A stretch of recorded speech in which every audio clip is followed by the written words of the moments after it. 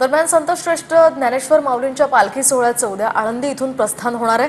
आळंदी देवस्थान आणि प्रशासनाकडून यासाठी सर्व तयारी पूर्ण करण्यात आली आहे। याचवेळी आळंदी देवस्थानचे प्रमुख विश्वस्त कबीरबुवा महाराज यांच्याशी बातचीत केली। आमचे प्रतिनिधी सुनील थिगळे यांनी आळंदी देवस्थानकडून कशा प्रकारे सध्या तयारी झालेली आहे, उद्या पालखी प्रस्थान होत आहे। त्यांचं सर्वात पहिले या ठिकाणी स्वागत झालेलं आहे आणि फार अनुपम्य वैभवशाली आणि गौरवशाली परंपरा असलेला ज्ञानदेवांचा आषाढी पालखी सोहळा या ठिकाणी उद्या सायंकाळी 5 ते 7 या वेळेमध्ये गुरुवारची पालखी प्रदक्षिणा होऊन रात्री 8 वाजता तिचं प्रस्थान होणार आहे। वारकऱ्यांची दर्शनाची सोय या ठिकाणी अहोरात्र करण्यात आलेली आहे। पाऊस असल्यामुळं दर्शन बारेवर कागदाचं ताडपत्रीचं आच्छादन आहे। वीज मोठ्या प्रमाणावर लाईट्स लावलेले आहेत। वारकऱ्यांना बारीमध्ये थंडीमुळे चहा याची व्यवस्था केलेली आहे।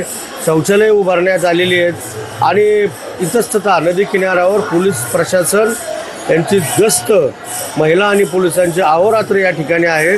देवस्थान, ग्रामस्थ, भाविक, नागरिक आणि प्रशासन या सर्व व्यवस्थेला कटिबद्ध असून हा सोहळा उत्तम करण्याच्या पद्धतीने या ठिकाणी प्रयत्न होताना दिसत आहे। तर अभिषेक स्वामी सुनील थिगळे, टीव्ही 9 मराठी, आळंदी, पुणे।